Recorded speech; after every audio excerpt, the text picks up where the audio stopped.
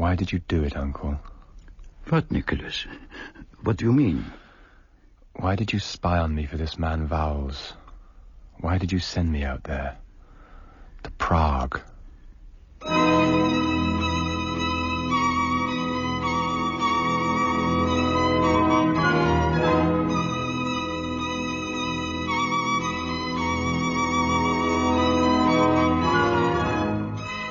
The Night of Wenceslas by Lionel Davidson, dramatised by Frederick Bradman, with Rupert Graves, John Horsley and Joanna Kanska.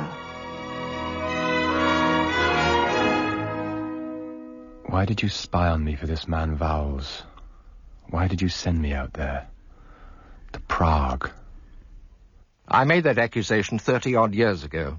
I was 24, Uncle Imre about 60.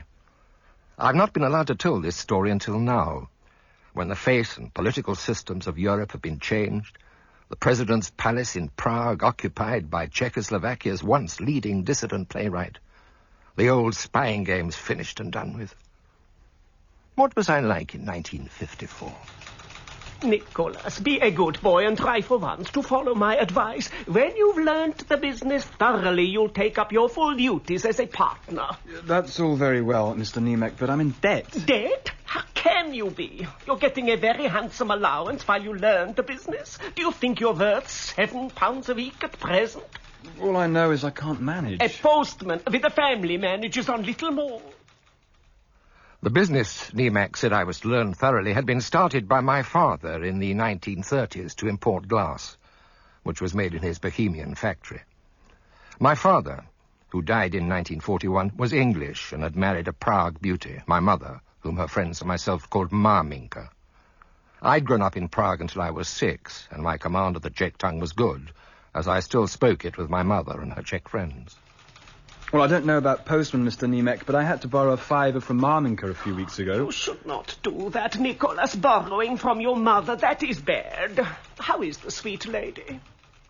Maminka lived in a private hotel in Bournemouth, chaperoned, as it were, by an elderly relation, my uncle Imre Gabriel.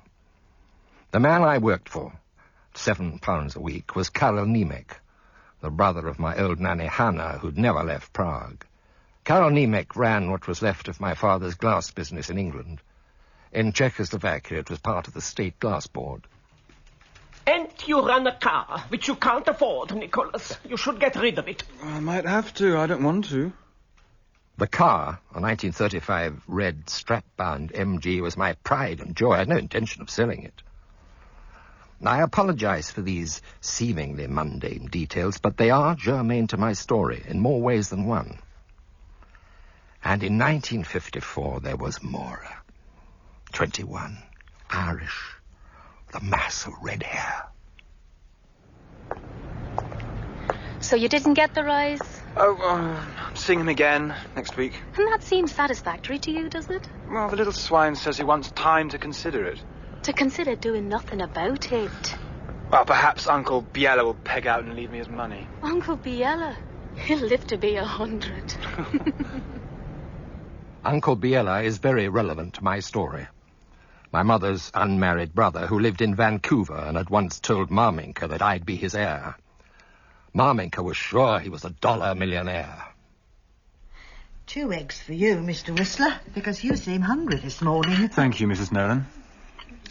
Aren't you going to open your letter, then? I'll wait until I've had my breakfast, thank you. Mrs. Nolan ran the house in which I lodged. A kind, if inquisitive woman. I remember how reluctant I was to open the letter. In fact, I had a crazy desire to run with it into the kitchen and stuff it unopened into the boiler. Such a course would have saved me a great deal of trouble. No walking Wenceslas Square like a terror-stricken animal. And no knowledge, moral or carnal, of Vlasta Semenova. Well, it might be important, Mr. Whistler. Yeah, all right, I'll open it. With regard to the estate of the late Mr. Belayander, I should be glad if you would telephone this office to arrange an early appointment. Yours faithfully, Stephen Vowells. Good grief. Are you all right, Mr. Whistler? Bad news, is it?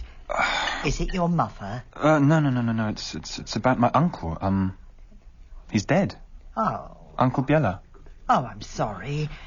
The letter's from the solicitor, is it? Well, it's from Vowells and Company, Francis Street, Victoria. They don't say they're solicitors, but they must be. Uncle Biela was my mother's brother. Must have died suddenly. You've had a shock. Have some more tea, Mr. Whistler. Then go along and see this firm. I rang and made an appointment that morning. A secretary, with what seemed a Czech accent, took me into Vowell's office. I remember that at first I didn't see him and wondered, in my rather potty way, if he was hiding somewhere. Then he came round his desk. He was practically a midget, a little dolly of a man who walked towards me with quick miniature steps. His voice was also not as I expected. Mr. Whistler? Yes, how do you do? I am pleased to make your acquaintance. Do take a seat. Thank you. A cigarette? Thank you, yes.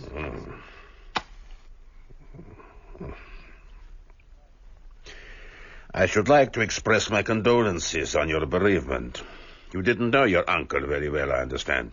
No, I only met him once, actually. I knew him well. He was a fine man. You knew him in Vancouver? I visited him there, yes. He died of a heart attack on Wednesday. Last Wednesday in the evening. Does anyone else know? You are the first member of the family I've informed. He was, of course, your mother's brother. Perhaps there's some older person who would wish to break the news to her? Yes, I'll ask her friend, Imre Gabriel. He lives in the same hotel. It's a good idea, thanks. Do you know that you figure prominently in your uncle's will? I'd heard he was thinking of leaving me something. He has. The lot. Good Lord. Look out, your cigarette on the carpet. Sorry, good Lord, has he? The lot? Yes. I'm not able to give you the complete figure, of course, but I can give you a general idea, if you like. Thank you, yes. I have the figures worked out here. In cash and securities, he left something in the region of $50,000. 17,000 to 18,000 pounds. Cash, securities? Yes, the greater part of the estate, which consists of the cannery, a fair-sized fruit farm, buildings, and so on, is worth somewhere around $350,000, about 140,000 pounds. There are death duties. Oh. Are you feeling all right? No, I'm going to... I fainted away. Vowells and his secretary brought me round. I asked for 200 quid on account, which in 1954 was a good deal of money. It was as if Vowells had anticipated the request and the amount. He made me sign for it and said he'd be in touch as soon as he'd more news. I phoned the hotel in Bournemouth. Uncle Imre? It's Nicolas. Hello, Nicolas. It is so cute to hear from you. So I was thinking of driving down to see you. I've got great news. Uncle Biela has, Biela yonder? Yeah, he's died and he's left me all his money. What is this? Just a minute. The door is open. There is noise. That's better. You say Biela is dead? Yes, I put it rather badly. He died last Wednesday after a heart attack. I saw his solicitor today, Mr. Vowells. Mr. Vowells, yes. It will distress Maminka terribly. It seems he's left his considerable fortune to me. Still there, Uncle? Yes. I can't tell Maminka today, Nicolas. She is not well enough for such news. I hope you would break it to her before... Not this weekend. I think it would be better if you didn't come down this weekend. All right, if you say. Let me choose the right time to tell her, please. All right, I'll leave it to you. I'll call you in a couple of days' time. Poor old Uncle Imre. He had to stall. For if Maminka had got to know, it would have upset the apple cart no end. Then I had to explain to Maura how I'd come into the money. Not 200, though. £25? Mm-hmm. I won it. Nicolas, you never did. Where? At the dogs last night. At the dogs? Mm-hmm. What dogs? You've never been near a greyhound race before. I know, it was beginner's luck. Nicolas, you're fibbing. I'm not. Are you sure? Didn't you perhaps get it out of Mr. Nimck? Nimck? The little swine wouldn't give me his coal. The dogs? Which track? White City. Well, I'll have to believe you, won't I? £25, though. I've been thinking of going back to Ireland. I know, you said August next month. No, I mean for good. Why, for heaven's sake? All my family are in Ireland. I've got nobody here. What about me? What about you? Well, you know how I feel about you. I know you want to go to bed with me. Oh, come on, that's not fair, Maura. There's more to it than that. Is there, Nicholas? What? Well, I love you. I love you too, Nicholas. But there doesn't seem much chance of our ever being able to do much about it. Why not? Somehow, I see you as a lifelong poor relative. You won't tackle things, so no one will do anything for you. Not Nimck or Uncle Biela, because you won't press things. Listen, Maura, things are going to be different, I promise. Circumstances will change. I know they will, because I'll make them change. And I shall feel the same about you, whatever happens, as I do now. Do you understand? This is a new beginning, Maura. Oh, Nicholas, kiss me. If you loved me half as much as I love you, you wouldn't worry me half as much as you do. Something I couldn't explain to myself, a sort of caution, made me unprepared to tell Maura the story of Vowells and the legacy. But seeing what happened was just as well. After a short, pleasing interview with the little swine 3 days later, I phoned Vowells and was invited to see him at 11 the next morning. Once again I had to hide my amazement at his mannequin size and his dainty little walk, and his voice. A regular remittance? You mean you have spent the 200? Well, no, not all of it. No. I've still 50 left, actually. But you have your salary? Not really. You see, I've sort of given up my job, and so I tend to be without any visible means of support. Given up your job? Without ill feeling, I hope? I'm sort of burnt my boats, really. I see. Yes, it is clear that you need money. I'm sure we can come to some arrangement. Yeah, I was thinking in terms of a regular weekly or monthly income until the legal business is sorted out. A cigarette, Mr. Whistler? Thank you, yes. I'm afraid I have a little shock for you. Oh? There is no legacy. No legacy? I'm afraid not. But Uncle Bella... He's alive and thriving in Vancouver, I dare say. Your cigarette on the carpet. Yeah, sorry.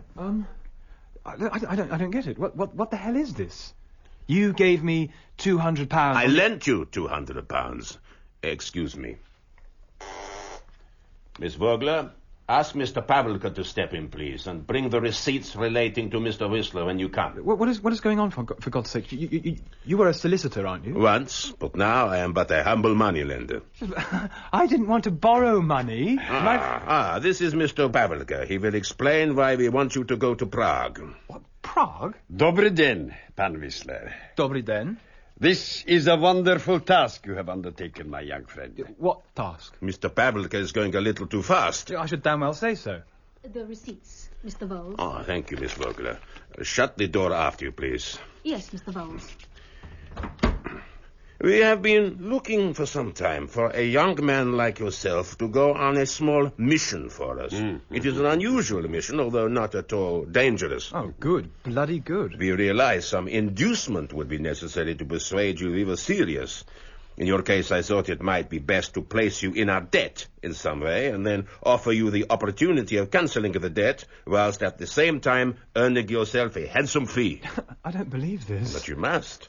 I took the precaution of securing your signature to the standard loan certificate. Please show it to Mr. Whistler, Mr. Pavelka.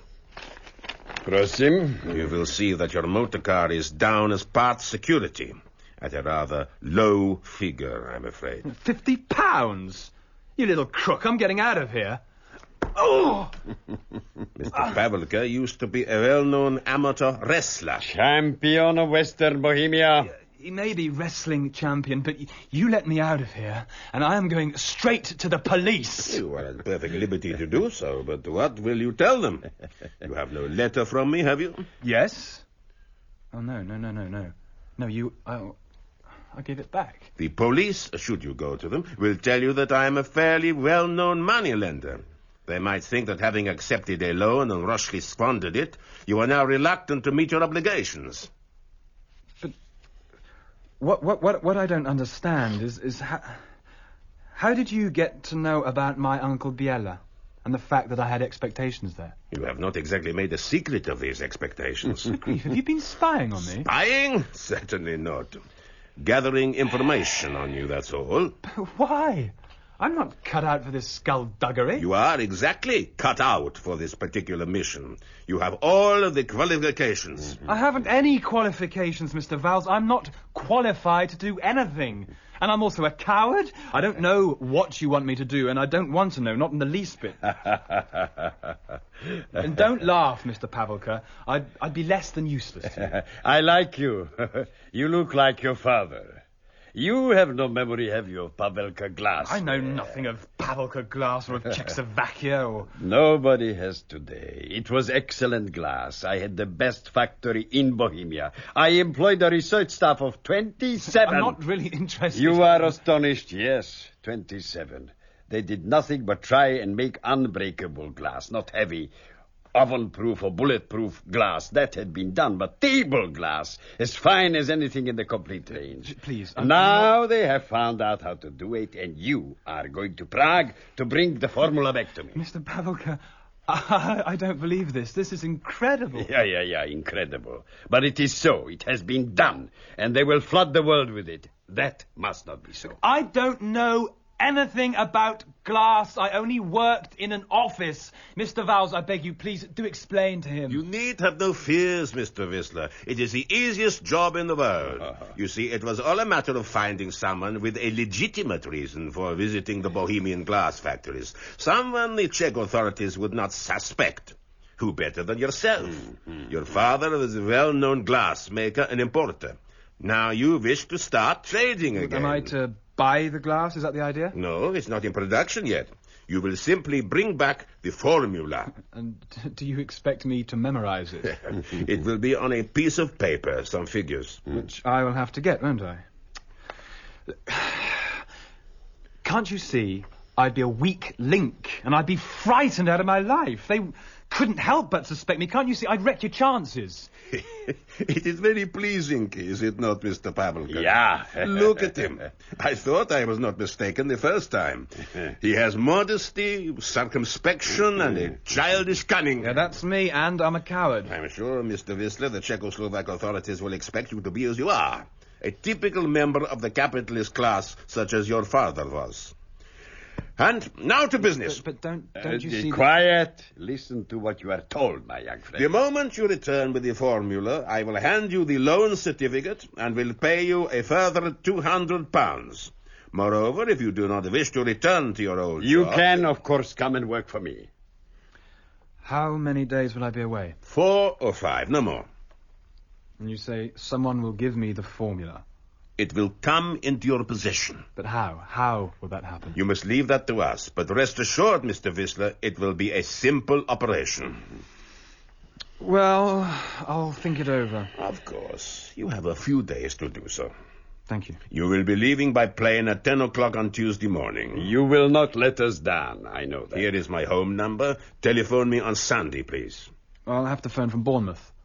Bournemouth? Oh, yes, your mother. Yes, I promised to see her. You must understand that the only possible danger to you is if you mention any of this to anyone. Anyone at all, which includes your mother. Forget everything we have spoken about here. Say you are going to Prague for Mr. Nimck. Do you understand? See the pyramids along the Nile. You haven't drunk your coffee. Haven't I? Oh, sorry. Don't say sorry to me. You're paying for it. It's almost cold. What is on your mind, Nicholas? I'm going to be away for a few days, Maura. Oh? Where are you going? Well, Nimck is sending me to Prague. Prague? Yes, Prague. It's the glass business, isn't it? I mean, your father's old business? Yes, but keep it to yourself, darling. It's all a bit hush-hush. Oh, of course. Oh, but Nicolas, you're trying. You've got him to give you this chance. I'm so pleased. You've changed, darling. I can see you're different. I can. And you'll pull it off because you've got the right attitude. I've complete faith in you, my darling. I can remember staring at her while she went on, with the dull resignation of some elderly beast after an unsuccessful attempt with the humane killer. At Bournemouth, I had a puzzling conversation with Imre Gabriel. I couldn't tell her about Paula and the money. Her health, you know, it didn't seem the right time. I'm sorry, I know I should have, but... Oh, there's no harm done, Uncle Imre. Best say nothing for the moment. But I decided that there are some good news about you. And what did you say? I merely said that you had some success in business and you might be going abroad soon. Did you? Abroad? Where? I was going to work round to Canada and Paula, of course.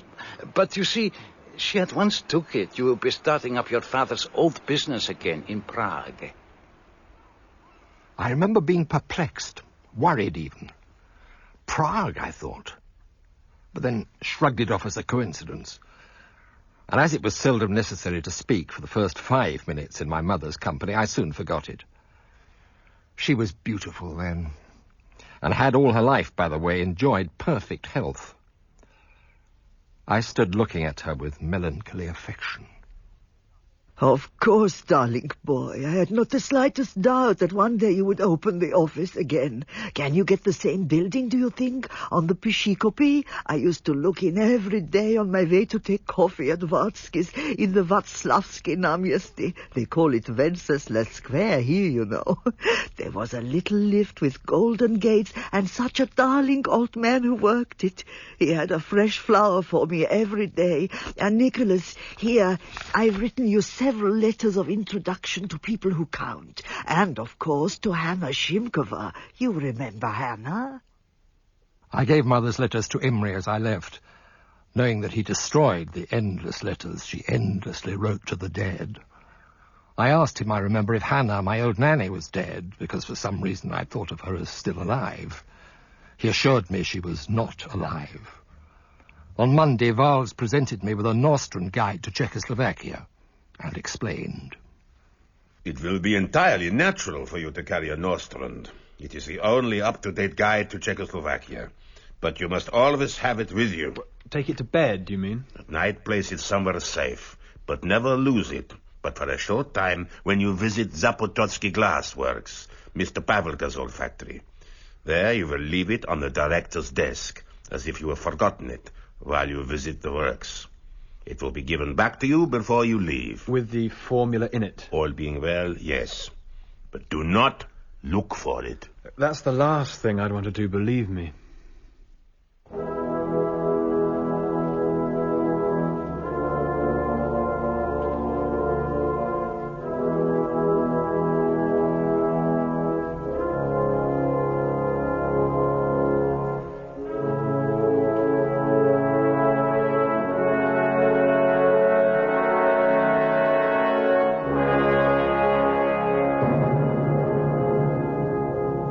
By 2 o'clock on the Tuesday afternoon, I was in Prague.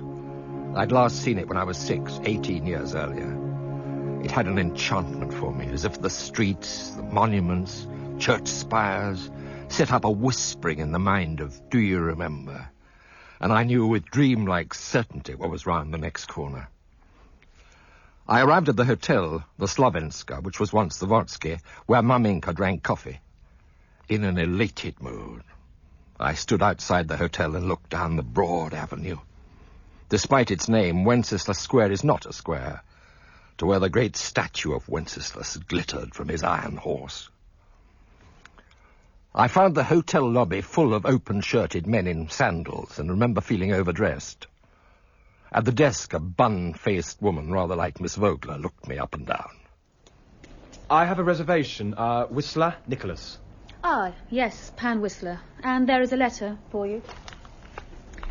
Your room is quite ready, room 140. The porter will take your bags. Thank you. Bonnie's been to Prague before? Not for a long time. Oh, many changes. Once we used to be full of businessmen. Now we have officials. Officials of every kind. See for yourself. The lift will arrive in its own good time. Still, Prague's the same city. Still very beautiful. The ancient porter was trying to tell me something, of course, and I was much too innocent to grasp that he was. Although I'd seen the two po-faced men, the only two wearing suits and long, pale mackintoshes. Once the porter had left, I opened the letter, which brought me back to earth. From L.V. Svoboda, the State Glassport. Dear Pan Whistler, it is a privilege to welcome you to Prague. I enclose a booklet. A program is planned for your visit. Right. Tomorrow, Wednesday, discussions with... I see. Now Thursday, yes. Zabatotsky Glassworks. An automobile will collect you at 10:00 hours. I'm learning the English, you see, and I wish to speak it with you now, Pan Whistler. All right. You drive very well. Oh, I'm a good motorist, yes? You're a fast motorist, certainly. A good driver is the way we put it. Good driver. What's your name? Vlasta Simenova. How far is it to the Zabatotsky works from here, Vlasta? 10 kilometers, perhaps. Well, can you go slower, please? Slower? Are you fearful of my speed, Pan Whistler? My name is Nicolas. No, I'm not afraid of your fast driving, but if you go slower, we can have more time to talk. You are making a pass at me, I think. You are bad, Nicolas.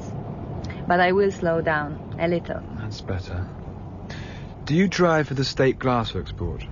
No, I am employed by the Prague Central Business Board. And for them I do many jobs. But I like to drive best. A very nice tan. How did you get it? Tan? Oh, my brown color, yes. On my holiday, when I worked on a farm in the sunlight. Did you enjoy that? It was very steadfast and very boring. Do you travel around the world, Nicolas? Well, now and again. Do you like Prague? What I've seen of it, yes. It's a beautiful city. I hate it. It is boring. What is your hotel room like? It's very large and decorated in green and gold. It has a double French window that leads onto a balcony. Lots of cupboards, a bathroom, a shower. It's all very splendid. Splendid, yes. Have you a large bed? Yes, it's very large with curtains around it. I would like such a bed. If you dislike Prague, where would you sooner be? Anywhere. London, New York, Paris. Where there is rock and roll. Have you done the rock and roll in London? Oh, good Lord, no, it isn't my style. Good Lord, it is not my style. What is style? That's the way you do things, what you like doing. I like doing many things. I like to have fun. Would you like to have dinner with me, Vlasta? Yes, that would be fun. Thank you. Tonight? No, tonight is not possible. Tonight I go to evening classes for my English studies. Tomorrow I could come. Tomorrow's fine. Tell me the best place to meet. Vlasta Simenova. What a girl. About 6 foot of beauty, wonderful figure, corn blonde hair. But I should never have trusted her. The car turned into the Zabatotsky Glassworks, and I was ushered into the presence of the director, Pan Galushka. His large office where he sat behind a vast desk, bare, I recall, but for an ashtray and a diary. I pretended to know what he was talking about. At any rate, you'll find only that our Pavelka glass is better and still the best. Did you know Pan Pavelka? Yes, when I was young. He's a good employer, but a paternalist. Because he was a capitalist. Yes, he has a paternal attitude, and he's sure your glass isn't as fine as his one. Come and see for yourself, Pan Whistler. We make many kinds of glass, and we have many factories. This is the new continuous rolling machinery. Yeah, so I see. An English firm of St. Helens Lanks installed it. They are rolling plate glass, are they? Of course, Pan Whistler. The next shed is where we make the fine glass, table glass. It's not so noisy, but hotter. Why is St. Helens Lanks so called? Do you know? Yes, English place names are very confusing, I agree. A strange country. Here, as you see, we are blowing what is still called Mary Gregory glass. A fine glass, but fragile. Well, fine glass is fragile, unfortunately. Unfortunately. The more which is broken, the more is needed. Would an unbreakable glass ruin the market? Unbreakable fine glass? It's an impossibility. And if it could be made by some miracle, the market wouldn't stand for it. In other words, it wouldn't even reach the market. No, of course, it's a bit foolish of me to think of the idea. We all have daydreams, Pan Whistler. The next shed is even hotter. There we carry out the annealing process. Coloured and patterned glass is still in demand, Pan Whistler.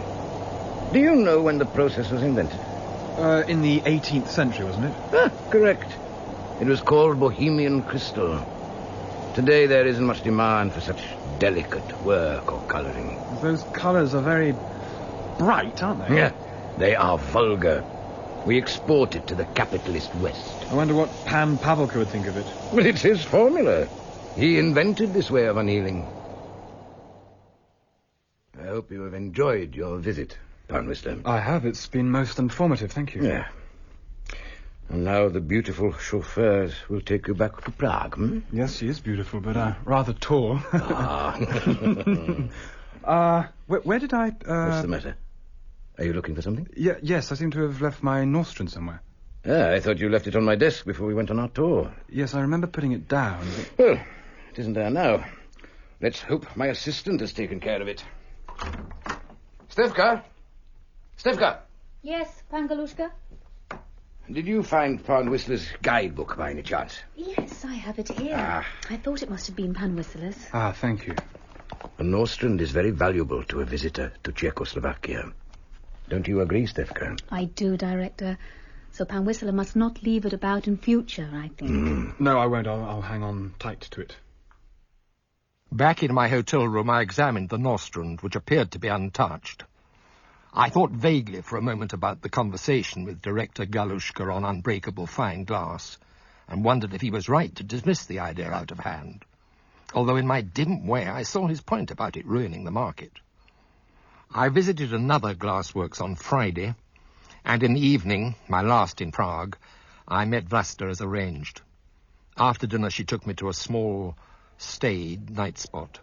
At her insistence, we spoke English.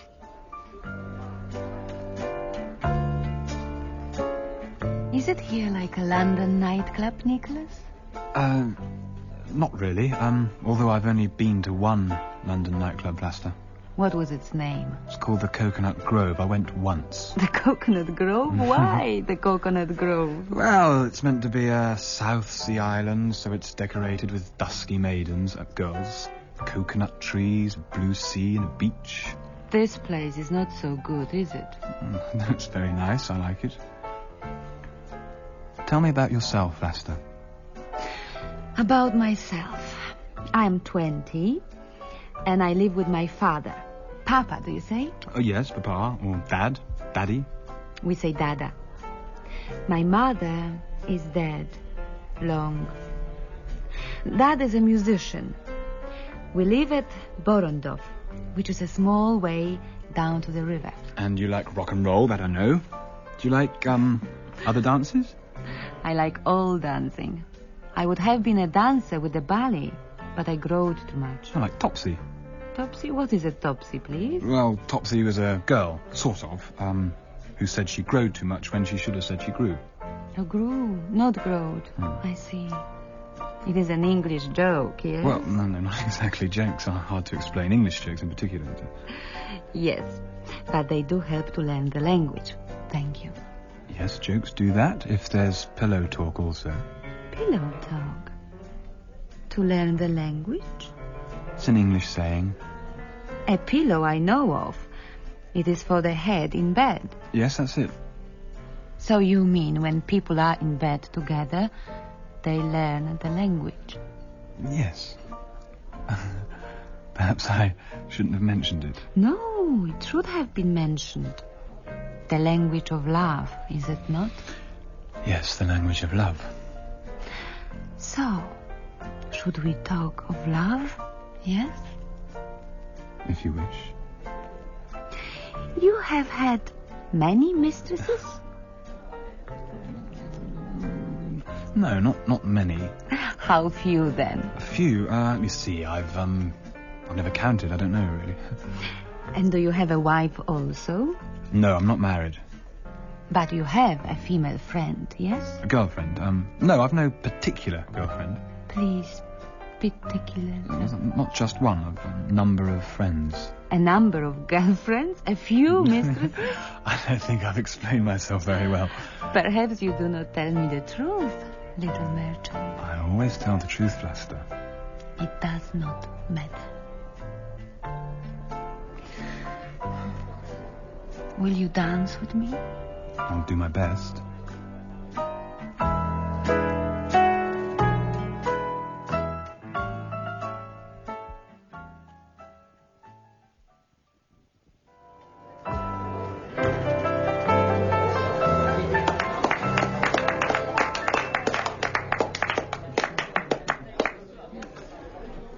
You dance very well, Vlasta.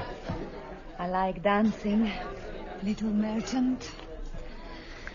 And now I sit with you, and I am sad. Sad? Why? Do I make you sad? No. Yes, you make me sad because you go tomorrow. Yeah, but I expect to be back again soon. No. Why will you come back? I wish I could live here as well. Well, have you ever been abroad, away from Czechoslovakia?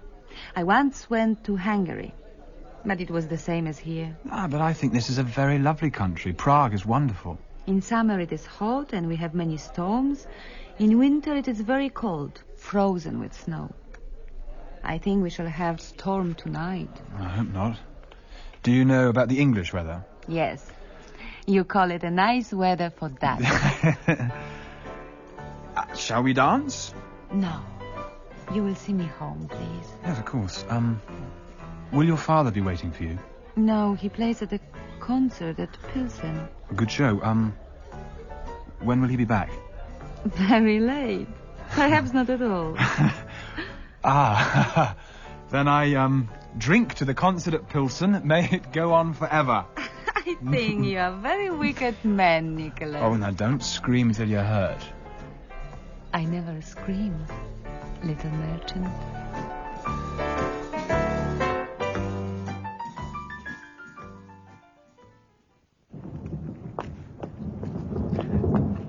Do you hear that? I think it will soon storm. Yes, I can hear it.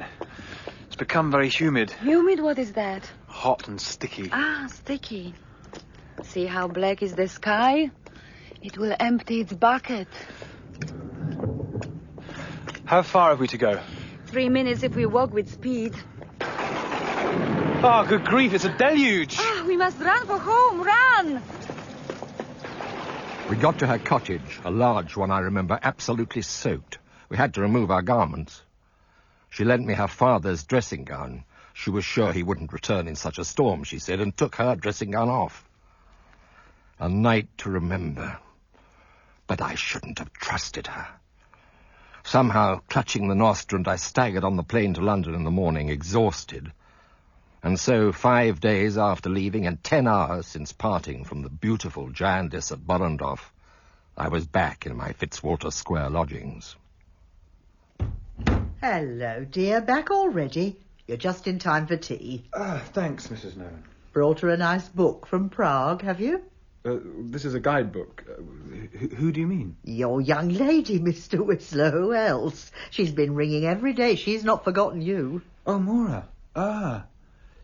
Did she leave any message or... Only for you to get in touch with her when you arrived. Maura, I remember deciding, had to wait until the embraces of Vlasta were not so memorable. And there was Vowells to phone. Mission successful, I said, and went to see him. You see, I told you how easy it would be. Well, I'm thankful, nevertheless, to hand the Norstrand back to you. Now we still have a little business to transact. No, business? Don't you remember? Here we have your reward. £200 and the 2 copies of the loan agreement. Yes, of course, thanks. So no hard feelings, I hope, Mr. Whistler? No, none at all. When do I get to see Mr. Pavelka, do you think? Soon. He is at present looking for a factory. He did mention a job, you remember. Once he's back, I'll let you know. He will keep his promise, never fear. Before I go, there's just one question. The person who's been watching me, can you tell me who it is now? I'm afraid not. Not yet, that is. Well, is it my girlfriend, Miss Regan? Girlfriend? Oh, dear me, no. I can assure you it isn't. I wouldn't want to interfere with your love life. Oh, dear me, no. I didn't question him further. The £200 turned my head. As I've said, it seemed a vast amount of money in 1954. And since Vowells had cleared Maura, romance and more was in the air. Darling, I've been thinking. Have you? It's a lovely evening. You've been thinking that it's a lovely evening? Yeah, well, it is. But not that, no. It's only now. I'm beginning to get somewhere. That the future and all that looks positively rosy, if you see what I mean. And, there's you, and there's me. If I didn't know you haven't had a drink, I'd swear you were tiddly. No, I'm not tiddly. See, the thing is, would you consider... Would you? Would I consider what, Nicholas? Consider marrying me. Consider marrying you? Yes.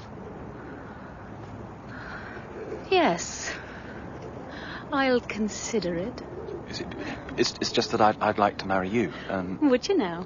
Maura, I'm serious. Would you marry me? Darling Nicholas, of course I'd marry you. You would? I will marry you. I will, Nicholas. Thank the Lord. Oh, I do love you, Maura. I love you, Nicholas.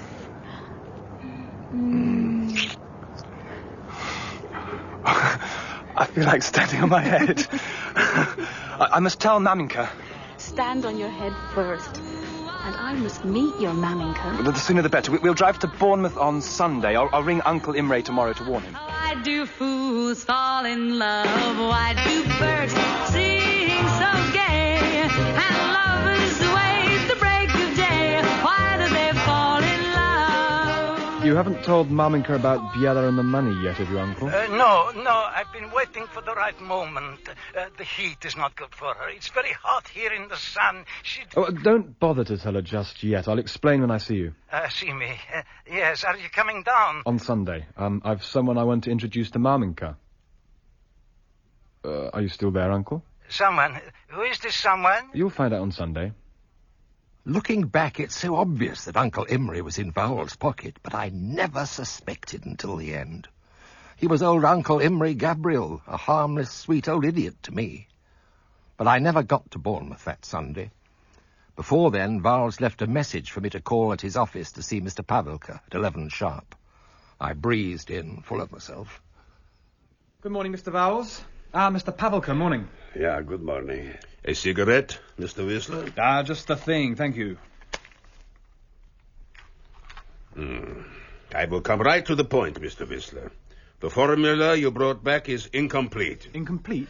See, my young friend, this lump of glass was made from that formula. Look at it. No, it's not very pretty, is it?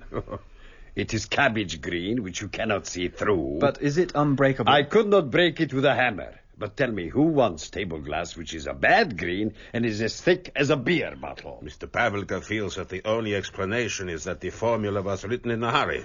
There are inconsistencies to it which puzzle his chemist. Too much iron oxide, he said, for one problem. That Golombek is an idiot, a bloody idiot. When you go back, you will take from me a personal letter. Wait a jiff. Who the hell is Golombek? And when I do what? When you return to Prague, Mr. Whistler, to the Zapototsky works, to collect the new correct formula. But you don't know what you're asking. I couldn't. It's not on. Mr. Whistler, it'll be just as simple as before. But it won't be. I felt that Director Galushka was suspicious. Galushka? What has Galushka to do with it?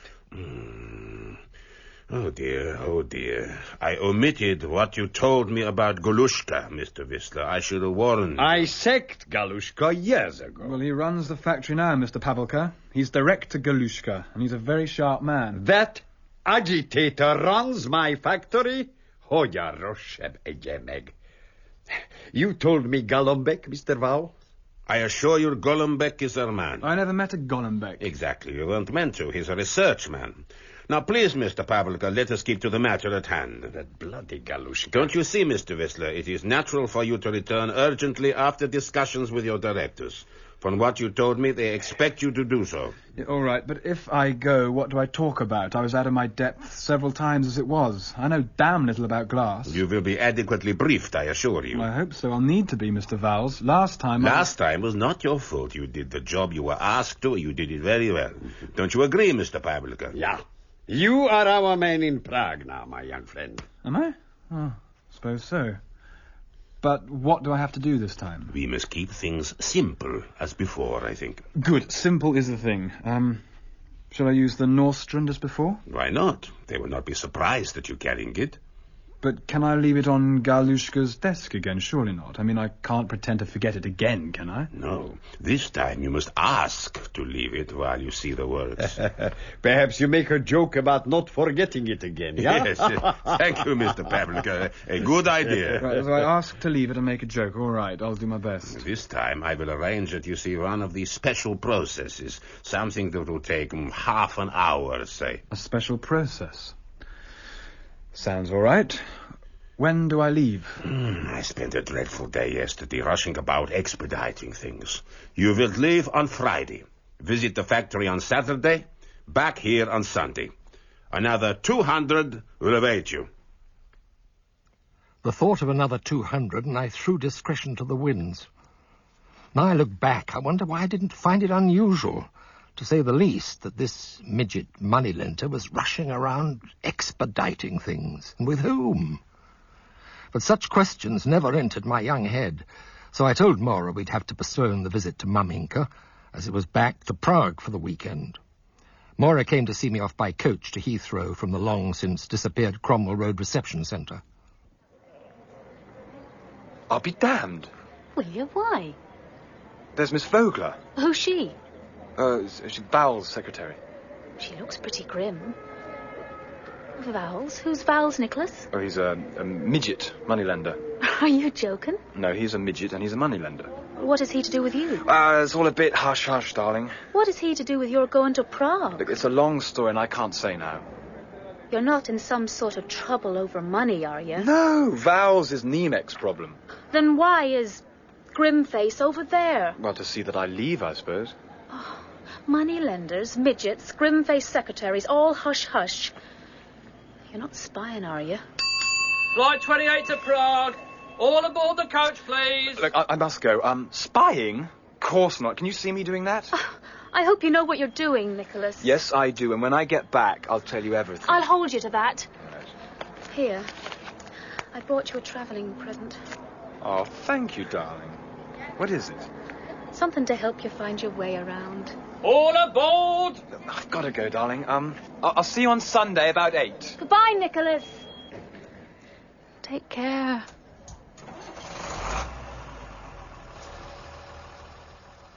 It wasn't until we were at the Chiswick roundabout that I unwrapped Maura's present. It was a brand new Norstrand. In my case, on the rack above my head, was Vowells' brand new Norstrand. I tried leaving Maura's copy on the coach when we got off, but it was returned to me by a friendly American. In Prague, they gave me the same room in the same hotel as before, with the same floor porter waiting for me. What a pleasure to have you back, Palm Whistler. Thank you, Joseph. It's a pleasure to be here. We didn't hope for you to return so quickly. Well, I didn't expect to, but for once things went fast. Paula thinks trade's beginning to move. I hope so, Joseph. Oh, that is good news. Now, can I bring you something, Paula? A beer would be fine. After the beer and a shower, I went out on the balcony and looked up along the broad avenue to where Wenceslas sat on his horse.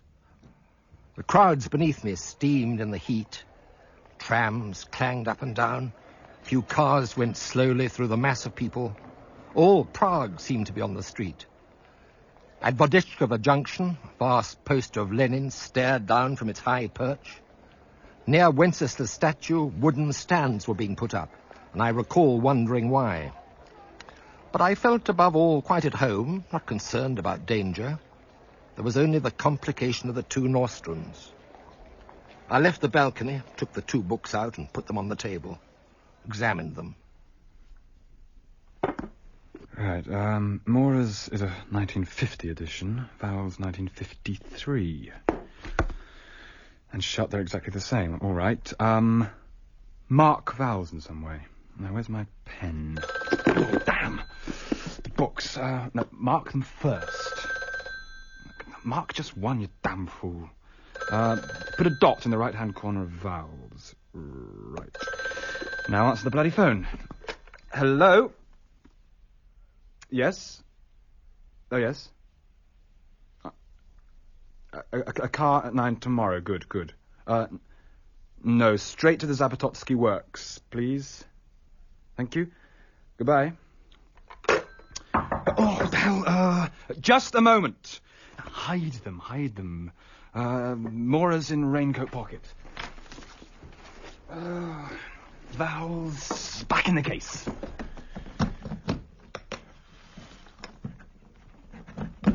Come in.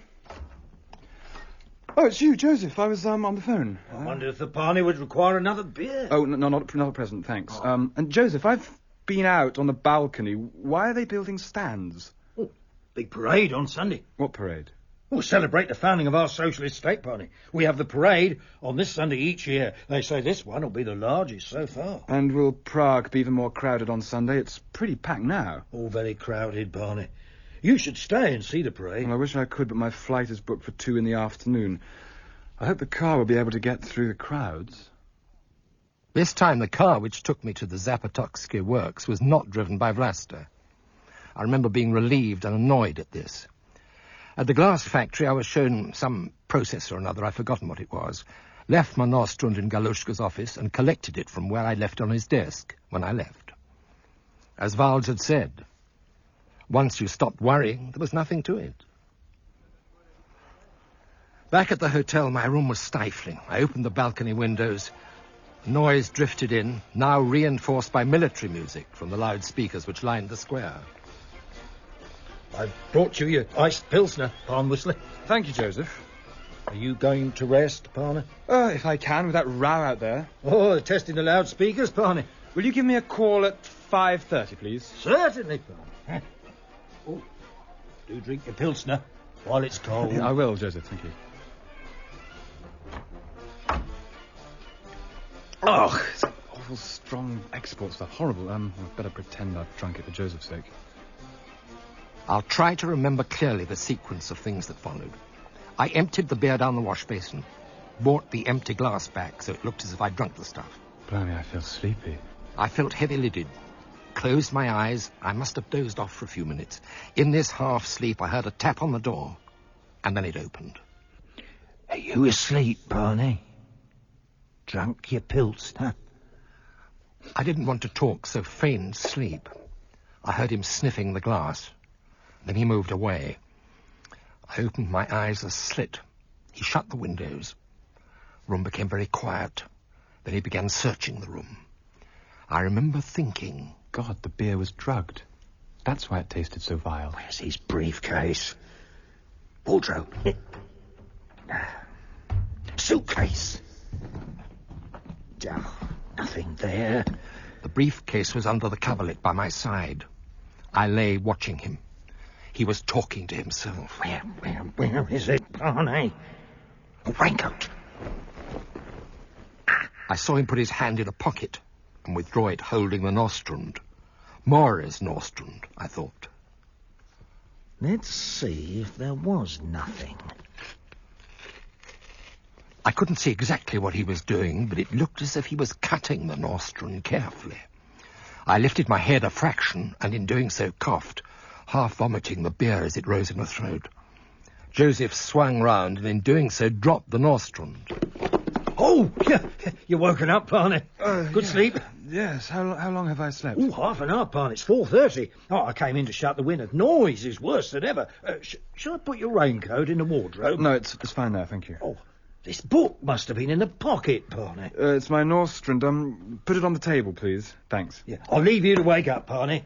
Ring when you'd like some tea. Thank you, Josef. He went out of the room fast. I was as frightened as a young man could be, but also perplexed. I got up and examined the book. He'd sliced off the shaving of the spine. I poked my little finger inside the gap. There was a loose sleeve of cambric and something else. I edged it out. A corner of rice paper showed. Is this the formula? No, it can't be. It's not the Norstrand I took with me. This is Maura's copy, isn't it? No, it's the 1953 edition. Vowells. I put the dot on the wrong one when I knocked the bloody books on the floor. But the formula... Was Josef putting it in the spine? What's written on it? Oh, hieroglyphics to me. Mathematical equation, I suppose. Top line seems in the clear. What's it read? Amend Aldermaston 8. Third stage. Banshee as follows. What does that mean? Aldermaston? Banshee? Nuclear weapons? No. Oh, Lord, no. I felt sick. I can still feel the panic as it dawned on me.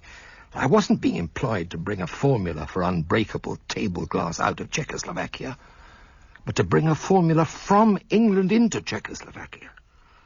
A formula concerning nuclear weapons, bombs, I didn't know what, but something so secret people would die for it. I was caught up in the spying business. I sat on the edge of the bed and tried to think. They couldn't find the formula at the Zapototsky works, so Josef was asked to check. Josef, who is not just a porter. And he finds the Norstrand I should have been carrying, and the fool drops it. Oh, what shall I do with this piece of rice paper? I know. I screwed up the rice paper into a small ball and flushed it down the loo. Then I wondered if I'd done the right thing. I don't remember whether my brain was racing in the heroic tradition, but I did guess that my best next step was to ring the British Embassy. I found their number in the phone book in the hotel foyer, along with the phone booths. 6 1 4 4. Come on. Hello, British Embassy. Hello, my name's Nicolas Whistler. I'm a British citizen. I must get to the embassy. How do I get there? Depends where you are, sir. At the Slovenska Hotel. Oh, I know it, sir. You take a 5 or 9 tram over the river, change at the first stop, the Ujedst, that is, and take a 12 tram to Malostransky Namniesti. We're at the Tunovska. Right, got that. I'll be along right away. No, don't do that, sir. It's Saturday evening. I'm the caretaker. Everyone's gone. I can't let you in. I'm in deadly danger. I need protection. Tomorrow's Sunday, sir. We're shut on a Sunday. Come on Monday, about 10:30. No, but you don't understand. I'm in deadly danger. The secret police This is an open line, sir. Now, keep a cool head. Bring your passport. 10:30 Monday morning, sir. Damn blast! Hello, little merchant. Vlasta, good Lord. What a coincidence. Yes. Tell me, when did you arrive in Prague? I arrived yesterday afternoon from London. I was... I hope you are going to get in touch with me. Yes, of course, if I could. I fly back tomorrow, you see. Oh, so soon. Are you feeling all right? Yeah, of course. That's the plan. I fly back tomorrow. What are you doing here? My job, little merchant, waiting for my passenger to drive him somewhere. But you sound so upset. Ah, good Lord, no, I was about to have a stroll, so... Are you sure it will calm your nerves? Oh, I've only been rushing about a great deal. I say, could we meet tonight, perhaps? Perhaps. Ring me this evening. 77234. Can you remember that? 77234 this evening. You'll be there? I think so. Oh, There is my passenger. Be good, little merchant. Meeting Vlasta made me feel better, young fool that I was. I took a tram to the old town, walked around for a while, then went into a cafe and tried to sort things out with the aid of a vodka. A vodka, Pani. Some water? Thank you, yes.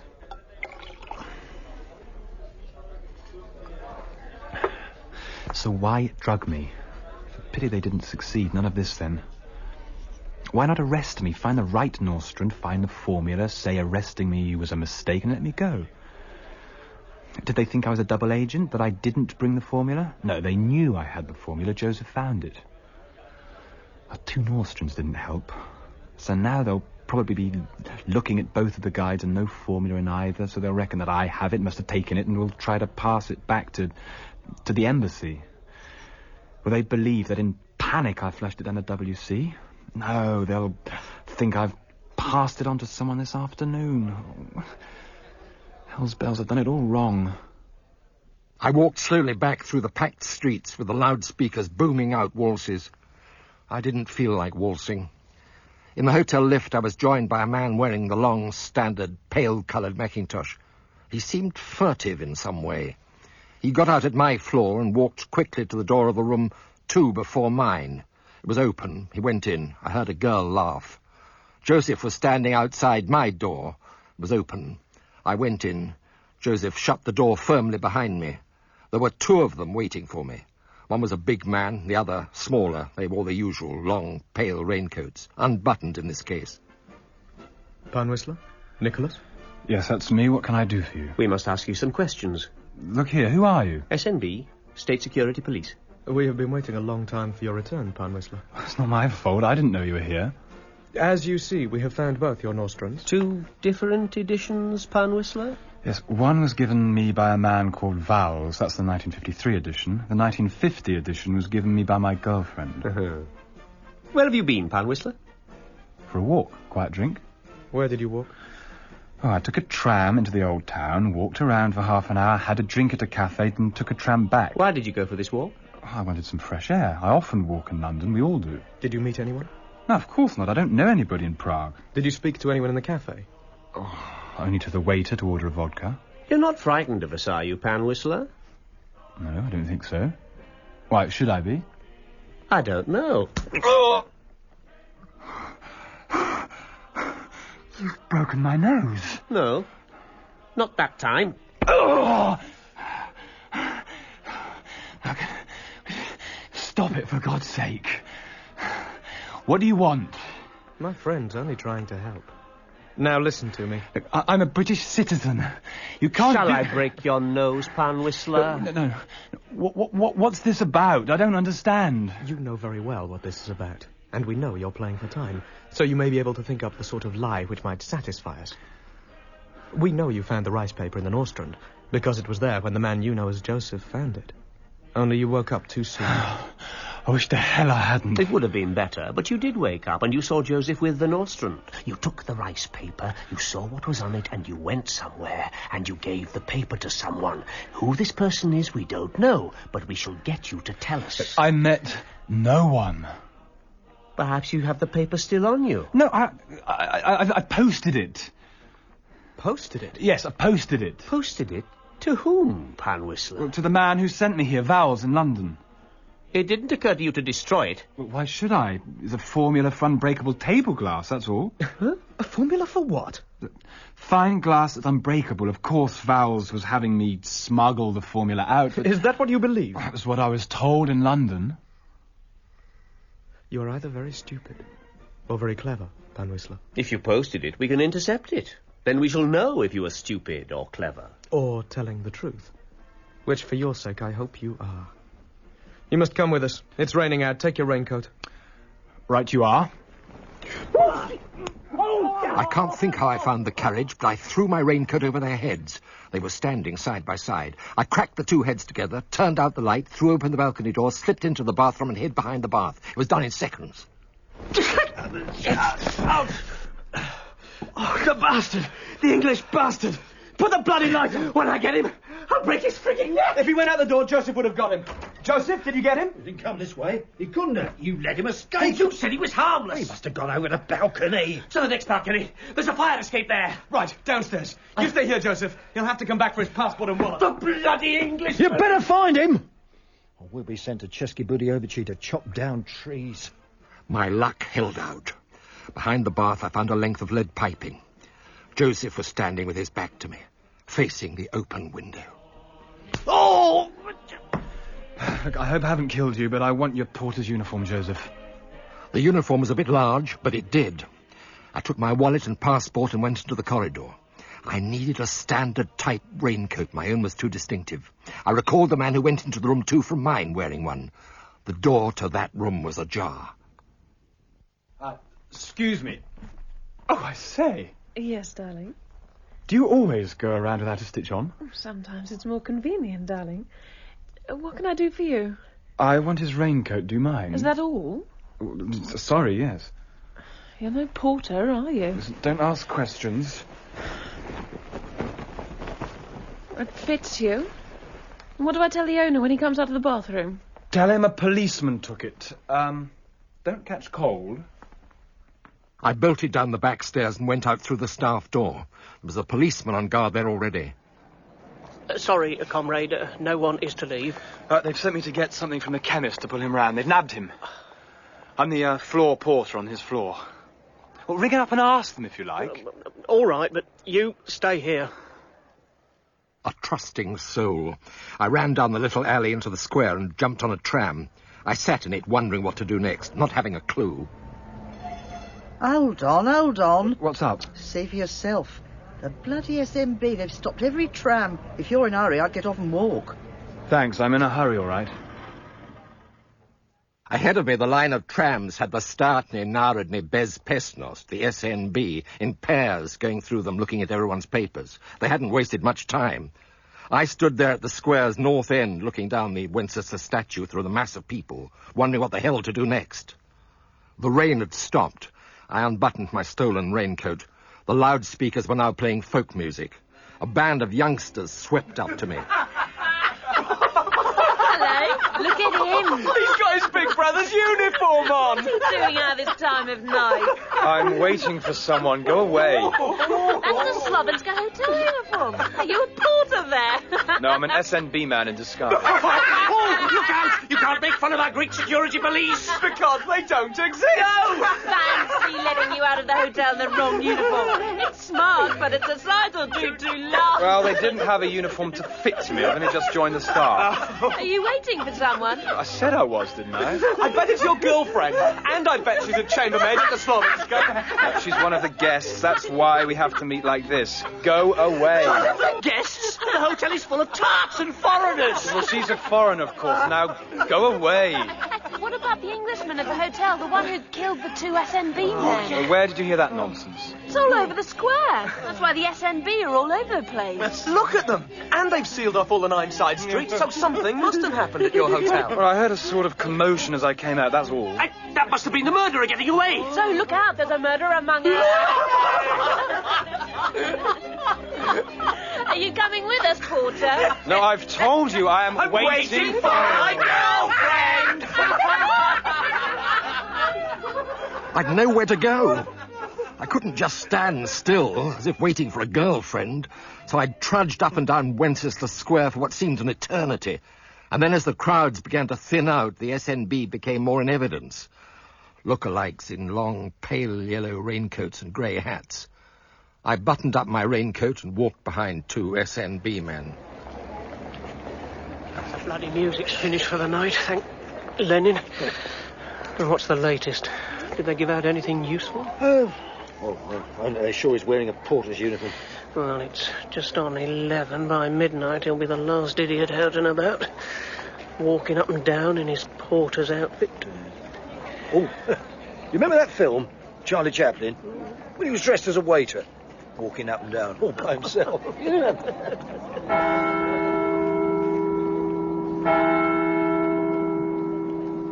I went the other way. They were too near the knuckle, except for the fact that I'd probably dropped from exhaustion before midnight. The square was lined with shops and imposing buildings. I wondered if I could climb into a window or find an open door, anything, anywhere to collapse and hide. I tried a number of doors without any luck, and then, not believing my own eyes, I saw an open door to the side of a menswear shop. I went in. It was pitch dark. I seemed to be in a corridor. A few yards ahead, I heard two voices and froze.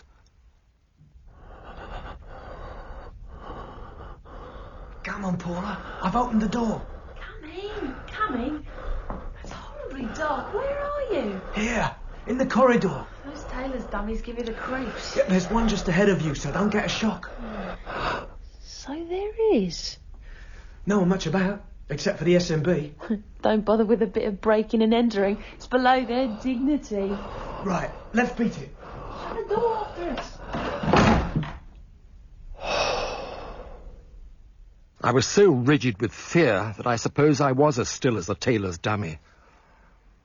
The corridor led to the back of the shop, which must have been the cutting room. There were some peasant costumes left in a heap, and the wall safe was wide open and empty.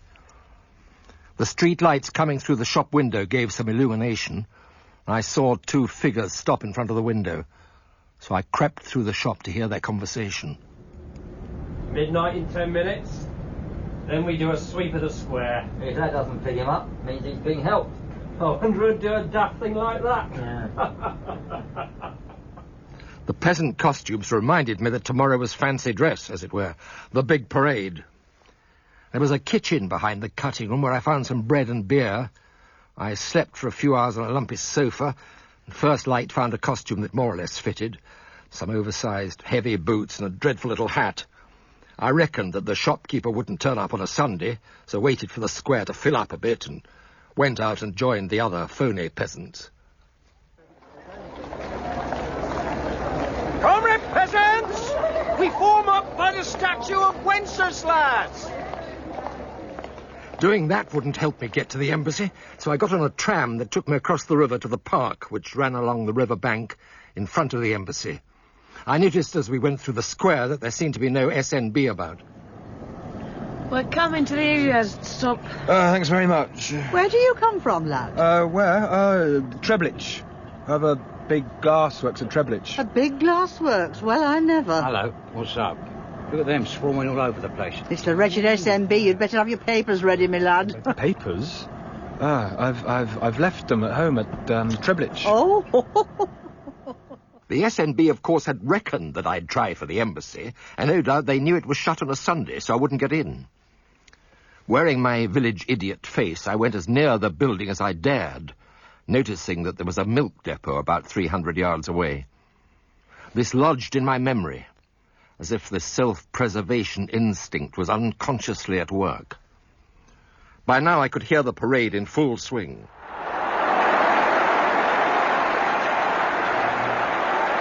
Nicolas? Nicolas, stop! Vlasta, how did you know I was here? I did, and I was on my way to the parade. Why are you dressed as a peasant? Because I'm on the run. You're not wearing that hat correctly. It should be on one side. So. Thank you, yes. Listen, I was going to ring you, And I am here. It is fate, little merchant. I often walk into the square this way, so fate put you here.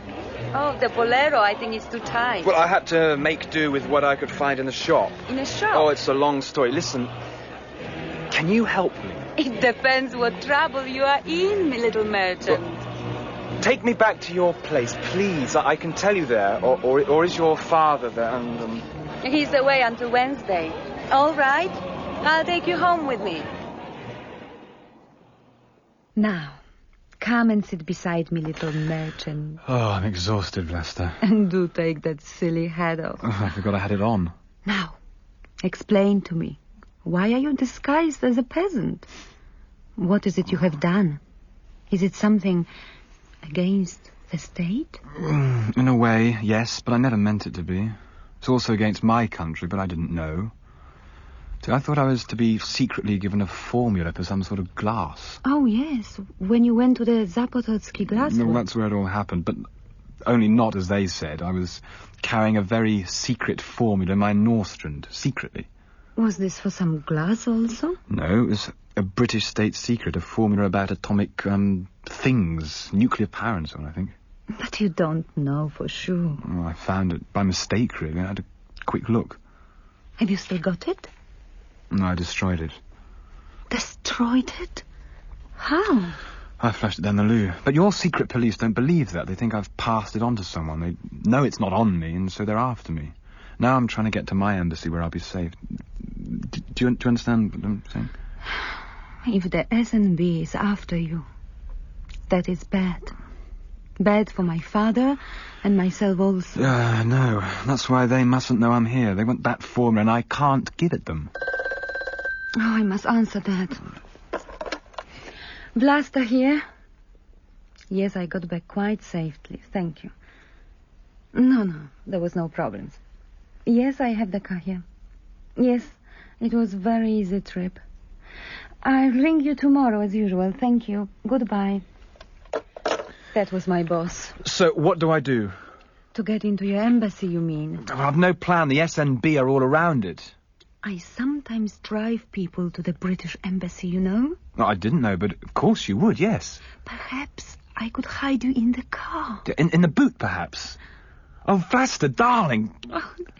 Oh, I think, Nicolas, that to get this formula, they'll kill you. Oh, that won't get them the formula, will it? I know, but they'll only kill you after you told them where it is. Yeah, but if I can't tell them, and if I can make them believe I have destroyed the damn thing... Oh, are you sure, Nicolas? Are you sure you don't have it? Maybe you gave it to someone. Maybe you gave it to your nanny, Hannah.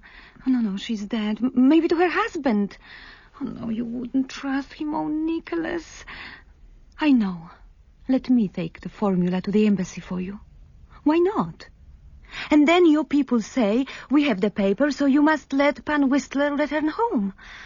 Oh, I can't bear to think of you in danger. In this terrible country, little merchant. Let me take this thing for you. And so it went on. Did I have the formula hidden somewhere in one manner or another? No matter how I protested, I destroyed the blasted thing. I got some sleep and woke around dawn from a vivid dream, which in some surreal way concerned my old nanny making rice pudding. I lay half awake, I recall, the beautiful giantess sleeping deeply beside me. And as I watched her, I heard her words of the day before. There was your nanny, Hannah, but she is dead. And I grew cold. I'd never mentioned my nanny to Vlasta. Never. Everything then dropped dreadfully into place. Bumping into her in the hotel foyer, seeing me in the park. This large cottage, when living space in Prague, was at a premium. The father who was never there, the phone call. I got back safely, had the car, very easy trip. And her insistence that the formula was hidden somewhere or with someone. I said I'd post it. Of course it had never turned up at the sorting office. So where was it? Vlasta was their last chance. No doubt her father was SNB, as was his daughter. Outside I heard the milkman, his horse plodding slowly behind him. Two crazy inspirations came into my mind. So you are awake, Nicolas? Yes, I had a bad dream, woke me. A bad dream? Why was that? Probably because I have a bad conscience. Bad conscience? About what? Come and tell you, Vlasta. About the formula. I lied. It is hidden.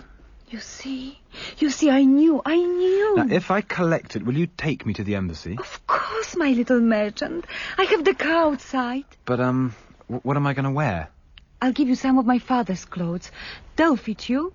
Where do we have to go, darling Nicolas? Come give me a hug. I love you so.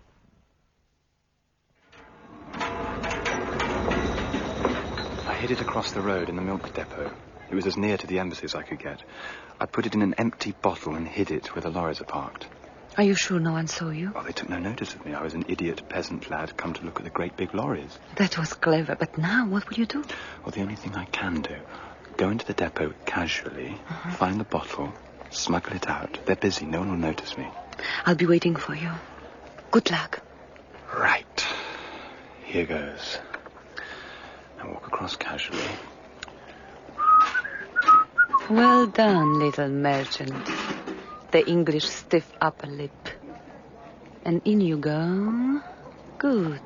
What's going on? Václav, he's in the depot. What's he doing there? He hit the formula there yesterday, as near to his embassy as he could get. Dressed as a peasant lad, playing the simpleton. It worked. No one took any notice of him, staring gomlessly at the big lorry. Clever young bugger. Here! What are you bloody doing? You can't set that lorry out! Trouble? Is this the Englishman? What is he coming for, man? Well, some young man came in, cool as a cucumber, nicked the lorry. He's in the lorry! Stop it! Stop it! Shoot if you have to! He's heading for the embassy. He double-crossed me. I never thought. How did he know? It was my last chance. Feelings of panic, fear, desperation, the lot. I drove the lorry the 300-odd yards to the embassy. Its top speed seemed to be 30, and the SNB was shooting. I heard bullets hit the side of the lorry. Then I was in the embassy grounds and came to a crash halt against the steps. The shooting ceased. I rang the embassy bell. A large brass affair. Open up! Open up, please! Open up! Hello. What's up? I'm Nicolas Whistler. I want asylum. Oh, well, come on in then. Morning, Whistler. How are we today? I'm very well, thank you, Mr. Roddinghead. I don't think... What's the matter now, old cock? The matter is, old cock, I've been stuck in this blasted building for 2 weeks. 2 weeks and 4 days. Well, it seems like 2 years.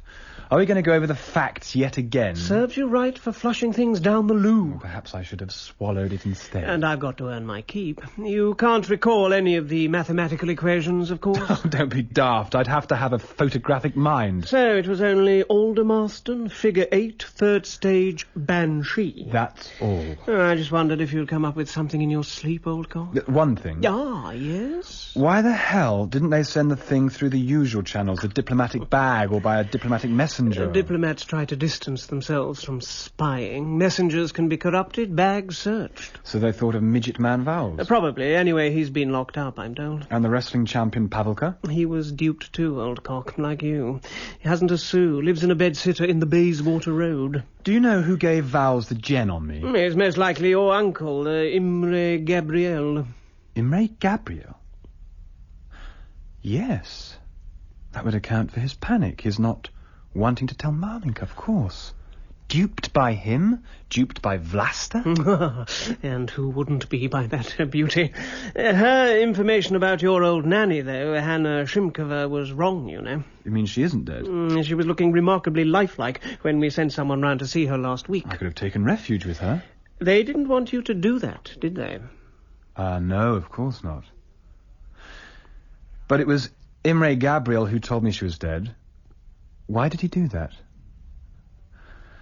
And when the hell am I going back to England, Roddinghead? I remember Roddinghead vividly. He had a bulging, childlike forehead and small reptilian eyes. They wouldn't let me go till they'd checked my story from all points of the compass. I remained at the embassy for 10 long weeks. Vowells and his daughter, that is Miss Vogler, are being exchanged for you, old cock. Am I worth it? God knows, but it saves us the trouble of smuggling you out on a flight in a large box. When is the exchange? Tomorrow. Tomorrow? You mean I'll be back home tomorrow? That's the ticket. Tomorrow. Why did you do it, Uncle? What, Nicholas? What do you mean? Why did you spy on me for this man Vowells, or Vogler to give him his real name? Why did you send me out to Prague? Vowells? I don't know what you say, Nicholas. Yes, you do. Vowells, who asked you for all the details of my life. Vowells, who made up the story about Uncle Biela's death. Vowells, the moneylender.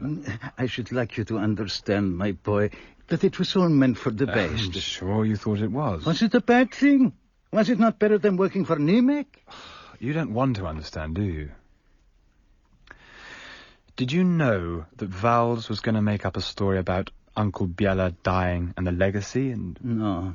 No, that I was uneasy about. But he said Mr. Pavelka insisted, yes. And you know, to me, Mr. Pavelka is a big man, a colossus. I wish I could be as successful as Mr. Pavelka. Have you met him recently, Uncle? No, but I knew him years ago in Prague, where his reputation... Oh, Uncle Imre, you are an old fool. Yes, that is true. Didn't they tell you they meant to send me to Prague? To Prague? No. What made you tell Vowells that Hannah Shimkova was dead then?